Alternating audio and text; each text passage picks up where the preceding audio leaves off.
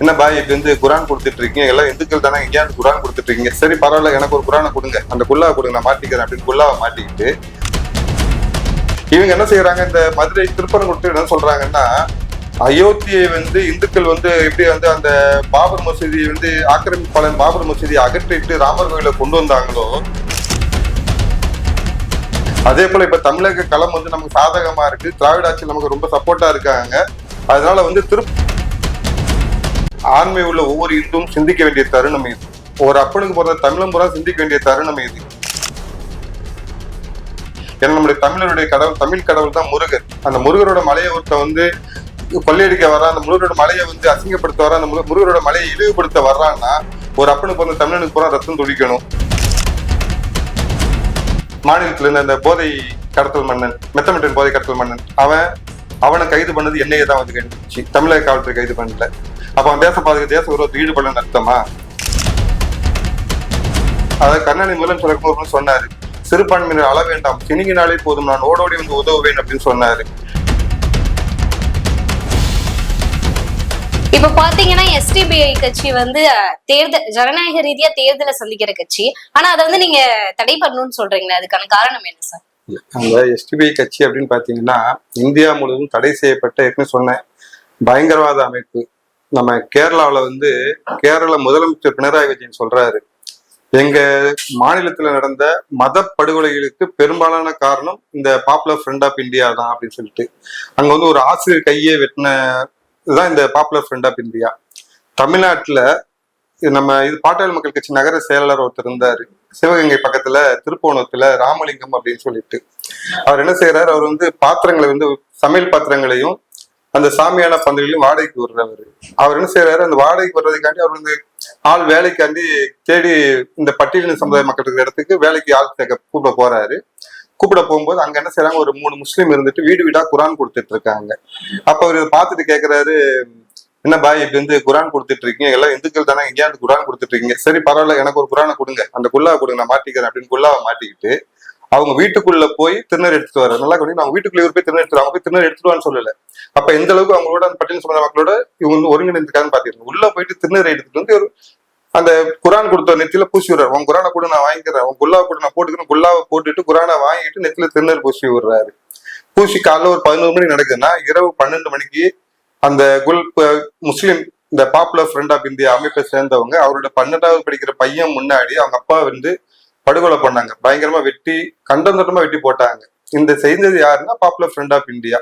ஏற்கனவே பாத்தீங்கன்னா பினராயி விஜயனே சொல்லியிருக்காங்க, இங்க வந்து பல படுகொலைகளுக்கு காரணம் இவங்க தான். அதே போல இந்தியா முழுவதும் பல பயங்கரவாத செயல்களுக்கு, பல பயங்கரவாத அமைப்புகளுக்கு ஆள் பிடிச்சு கொடுத்தது யாருன்னு பாத்தீங்கன்னா இந்த பாப்புலர் ஃப்ரண்ட் ஆஃப் இந்தியா அமைப்பு. இந்த அமைப்பு வந்து இந்தியாவில தடை பண்ணியிருக்காங்க, மத்திய அரசு தடை பண்ணியிருக்குது. அந்த தடை செய்யப்பட்ட அமைப்பின் அரசியல் பிரிவு தான் எஸ்டிபிஐ கட்சி. அப்ப நீங்க அந்த பாப்புலர் ஃப்ரண்ட் ஆஃப் இந்தியால வந்து உறுப்பினரா இருந்தவங்க பூரா இதுலயும் உறுப்பினரா இருப்பான், அதுல தலைவரா இருந்தவங்க பூரா இதுலயும் தலைவரா இருப்பான். இப்ப அந்த அமைப்பை தடை பண்ணிட்டாங்க, அதுல உள்ள பயங்கரவாத இங்க பின்னாடி உட்காந்துட்டு இருக்காங்க. இது இன்னும் விளக்கமா சொல்லலாம்னு பாத்தீங்கன்னா, அல்லுமான்னு ஒரு அமைப்பு இருந்துச்சு, பயங்கரவாத அமைப்பு இருந்துச்சு. நம்ம இப்போ அந்த சைமன் செபஸ்டியான் வந்து சீமான் வந்து சொன்ன மாதிரி எங்க அப்பா அப்படி சொன்ன அந்த பயங்கரவாத இது மரண ஊர்வலத்துக்கு போயிட்டு அந்த பயங்கரவாதி அல்லுமா பயங்கர வந்து 58 பேரை கோயம்புத்தூர்ல கொண்டு ஒரு 258 பேர் வந்து அங்க எங்களை வந்து காயப்படுத்தின அந்த கோவை குண்டுவெடிப்புக்கு வந்து காரணமான அந்த அல்லுமா அமைப்பு வந்து தடை பண்ணாங்க தமிழ்நாட்டுல. தடை பண்ணோன்னு அவன் என்ன செஞ்சாலும் தமிழக முஸ்லிம் முன்னேற்ற கழகம், மக்கள் மனிதநேய மக்கள் கட்சி, அதுல இருந்து மக்கள் ஜனநாயக கட்சி அப்படின்னு பல பிரிவு இருந்துச்சு. இந்த ஜவஹர்லால் பேராசிரியர் ஜவஹர்லால் ஒருத்தன் உண்டு, அதுல அவன் யாரும் பார்த்தீங்கன்னா அல்லுமால ஒரு பயங்கரவாதி. அதுல இருந்து இங்க வந்து உட்காந்துட்டு இருக்காங்க இவங்க. அல்லுமா பயங்கரவாதிகள் வந்து ஒரு அமைப்பு தடை செய்ய, நம்ம தமிழ்நாட்டு சட்டம் வந்து இந்த லட்சணத்துலாம் இருக்கு பாத்தீங்க, நம்ம இந்திய அரசியல் சட்டம் இந்த லட்சணத்துலாம் இருக்குது. ஒரு அமைப்பை தடை செய்தால் அந்த அமைப்புல உள்ளவன பூரா உள்ளதை போட்டோன்னு இல்லை அவனுக்கு பூரா இது பண்ண, ஆனா அப்படி செய்ய மாட்டாங்க. அமைப்பை தடை செய்வாங்க, அதுல உள்ளவங்க பூரா அடுத்த இதுல இருந்து உட்காந்துப்போம். இந்த வீட்டுல இருந்தா தப்பு, இந்த வீட்டுல உட்காந்தா தப்பு கிடையாதுன்ற மாதிரி. அந்த நீங்க சொன்ன பாத்தீங்களா ஃபர்ஸ்ட் எஸ்டிபிஐ கட்சி வந்து ஜனநாயக பயங்கரவாத அமைப்பின் அரசியல் பிரிவு. இவங்க இங்க வந்து உட்காந்துட்டு இருக்காங்க. எப்படி இந்த மனித மக்கள் இவங்களா இருக்கணும், அதே போல இவங்களும் இங்க இருக்காங்க. அப்ப இந்த அமைப்பு வந்து பாத்தீங்கன்னா எஸ்டிபிஐ கட்சிங்கிறது ஒரு பயங்கரவாதிகளின் தடை செய்யப்பட்ட பயங்கரவாத அமைப்பின் அரசியல் பிரிவு அப்படின்னு தான் சொல்லணுமே தவிர இது ஜனநாயக கட்சி கிடையாது. இவங்க என்ன செய்யறாங்க, இந்த மதுரை திருப்பரங்குன்றத்தில் என்ன சொல்றாங்கன்னா, அயோத்தியை வந்து இந்துக்கள் வந்து எப்படி வந்து அந்த பாபர் மசூதியை வந்து ஆக்கிரமிப்பாளன் பாபர் மசூதியை அகற்றிட்டு ராமர் கோயில கொண்டு வந்தாங்களோ, அதே போல இப்ப தமிழக களம் வந்து நமக்கு சாதகமா இருக்கு, திராவிட ஆட்சி நமக்கு ரொம்ப சப்போர்ட்டா இருக்காங்க. அதனால வந்து திருப்பரங்குன்றம் வந்து மொத்தமா எடுத்துக்கணும், இப்போ உள்ள சூழ்நிலை சரியா இருக்குது அப்படின்னு சொல்லிட்டு அவங்களுடைய செயற்குழு கூட்டத்துல பேசியதான் ஒரு தகவல் வந்துச்சு. அப்ப இவங்க வந்து எந்த அளவுக்கு பயங்கரவாதிகள் பாத்தீங்க. ஒரு மதுரை மண்ணு ஆன்மீக மண், அங்க உள்ள இந்துக்கள் பெருமை இருக்கு. ஆனா என்ன செய்யறான், ஒரு அரசியல் நீங்க சொல்ற இந்த ஜனநாயக போர்வையை போத்திக்கிட்டு இந்த பசுத்தோல் பூத்திய புளிம்பாங்க, பசுத்தோல் பூத்திய ரத்த வெறி பிடித்த ஓநாய்கள், இந்த ஓநாய்கள் என்ன செய்து முருகர் கோயில முருகர் கோயிலை அடைகிறதுக்கு ஆக்கிரமிக்கிறதுக்கு என்னென்ன திட்டங்கள் திட்டங்கள்லாம் பண்ணிட்டு இருக்குது.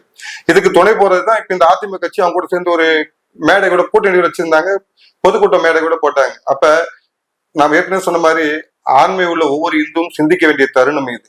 ஒரு அப்பனுக்கு பிறந்த தமிழும் பூரா சிந்திக்க வேண்டிய தருணம் இது. ஏன்னா நம்முடைய தமிழருடைய கடவுள், தமிழ் கடவுள் தான் முருகர். அந்த முருகரோட மலையை ஒருத்த வந்து கொள்ளையடிக்க வர்றான், அந்த முருகரோட மலையை வந்து அசிங்கப்படுத்த வர்றான், அந்த முருகரோட மலையை இழிவுபடுத்த வர்றான்னா ஒரு அப்பனுக்கு பிறந்த தமிழனுக்கு பூரா ரத்தம் துடிக்கணும், ஆண்மை உள்ள தமிழ் இந்துக்களுக்கு பூரா ரத்தம் துடிக்கணும். அதனால இது வந்து பாத்தீங்கன்னா இந்த பயங்கரவாத அமைப்பு வந்து அவங்க வந்து பயந்து போய் மதம் மாறினாங்க அந்த காலத்துல. நான் ஏற்கனவே சொன்ன மாதிரி முகலாய மன்னர் வந்து நாட்டுக்கு வந்து நல்லது ஒன்றும் பண்ணவே இல்லை. அசோகர் மரங்களை நட்டான்னு இருக்குது, அக்பர் மரங்களை நட்டான்னு இருக்குது. அக்பர் வந்து எத்தனை இந்து கடவுள் வெட்டினான்னு இருக்கும், இல்ல அவங்க பாபர் வந்து அவங்க அப்பனை வெட்டினா அம்மா வெட்டினான்னு இருக்கும், அந்த மாதிரி இருக்குமே தவிர இவங்க வந்து எதுவும் நல்லது பண்ணதே கிடையாது. அப்ப நல்லது பண்ணாம பயங்கரவாதத்தை வைத்து ஒரு மதம் வளர்ச்சி வால்மொழியில் பரப்பப்பட்ட மதம் அப்படிம்பாங்க. அதை வந்து நீங்க கூகுள் சர்ச் பண்ணாலே வரும். அப்ப வால்மொழியில் பரப்பப்பட்ட ஒரு மதத்தை சார்ந்தவர்கள் வந்து இன்னைக்கு வந்து நம்மளை வந்து மிரட்டி பாக்குறாங்கிறத வந்து, அதாவது நம்முடைய கடந்த காலத்துல நம்ம யோசிச்சு பார்க்கணும். இந்துக்கள் வந்து ஒருத்தர் யோசிச்சு நம்ம வந்து எப்படிப்பட்ட சமுதாயம், நம்ம வந்து எப்படிப்பட்ட வீர சமுதாயம் அப்படிங்கிற மனதில் வைத்து இந்த மாதிரி பயங்கரவாதிகளின் அடிமைகளுக்கு அந்நிய நாட்டு மதத்தின் அடிமைகளை வந்து ஓட விடணும்.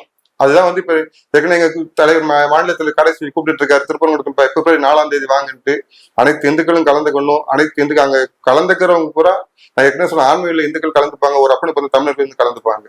நீங்க சொன்ன மாதிரி பயங்கரவாத கட்சினா தேர்தல் ஆணையமே அந்த கட்சியை வந்து தடை பண்ணிருக்குமே, பண்ணாதுக்கான காரணம் என்ன சார்? நம்ம நீங்க சொல்றதுனால சொல்றேன். நானு திருமாவளவன் ஒருத்தர் இருக்காரு, இந்த பட்டியல சமுதாய மக்களை வந்து அடகு வைத்து பிழைத்துக் கொண்டிருக்கிற கட்ட பஞ்சாயத்து கட்சியினுடைய தலைவர் வந்து ஒரு முறை வந்து டெல்லியில இருந்து சொன்னாரு, நான் டெல்லியில இருந்து கொண்டு வட மாவட்டத்தை வந்து தீப்பிடிக்க வைப்பேன் அப்படின்ட்டு. அப்ப வந்து பயங்கரவாத பேச்சு தானே, அப்ப அவர் அரெஸ்ட் பண்ணி இருக்கணும் இல்ல.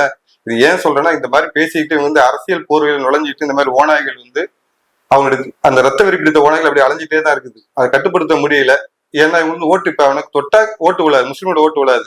இந்த சீமான் சொல்றாரு பாருங்க, எனக்கு வந்து முஸ்லீம் வந்து திமுக யாருக்கும் ஓட்டு போடவே மாட்டாங்க அப்படின்னு. ஏன்னா இவங்க வந்து நீ என்ன வேணாலும் பண்ணு அப்படின்னு சொல்லிட்டு அவங்களை வந்து முழு சுதந்திரம் கொடுத்து வச்சிருக்காங்க. அதனால நீங்க இப்ப நீங்க இன்னொன்னு கூட பாருங்க, தமிழ்நாட்டுல நடந்த அந்த கார் வெடிகுண்டு ஒன்று வெடிச்சு, நம்ம கோட்டை ஈஸ்வரன் கோயில் முன்னாடி வந்து கோயம்புத்தூர்ல ஒரு கார் வெடிகுண்டு வெடிச்சு. ஆனா தமிழக அரசு என்ன சொல்லிச்சு, அது வந்து சிலிண்டர் வெடிகுண்டு அப்படின்னு சொல்லிச்சு.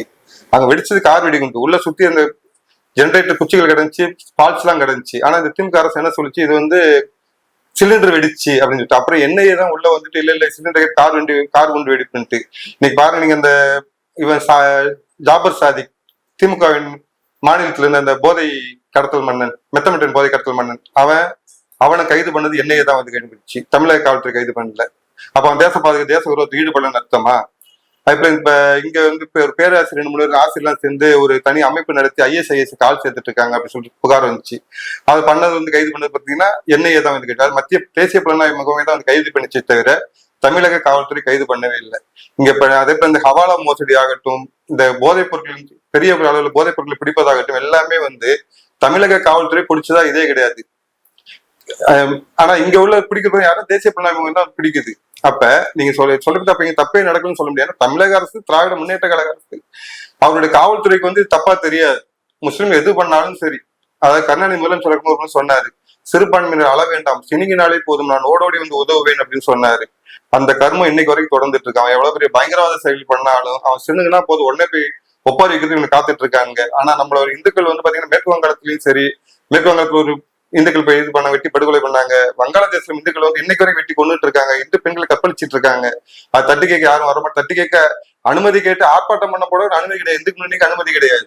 இது வரைக்கும் இந்த திராவிட முன்னேற்ற கழக ஆட்சிக்கு வந்ததுக்கு அப்புறம் எந்த ஒரு போராட்டத்துக்கும் இந்து முன்னாடி ஆர்ப்பாட்டத்துக்கு அனுமதி கொடுத்து கிடையாது. இந்த மேற்கு வங்காளத்துல வந்து பெண்கள் பாதிக்கப்பட்டவங்க அனுமதி தரல, வங்காளதேசத்துல இந்துக்கள் பாதிக்கப்பட்ட போதும் அனுமதி தரல. ஆனா இந்த SDPI கட்சி இவங்க எல்லாம் வந்து பாத்தீங்கன்னா ஒரு முறை இது நம்ம டோல்கேட் வந்து முற்றுகை போராட்டம் போனாங்க, அதுக்கு அனுமதி கொடுத்து வேடிக்கை தான் பார்த்து காவல்துறை பக்கத்துல வேடிக்கை பார்த்துட்டு இருக்குது.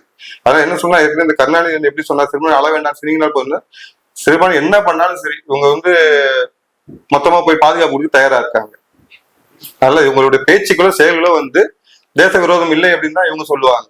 திராவிட முன்னேற்ற கழகத்துக்கு. ஓகே சார், இவ்வளவு நேரம் நாங்க கேட்டதுக்கு ரொம்ப தெளிவா பொறுமையா பதில் சொன்னீங்க. நன்றி சார். சந்தோஷம்.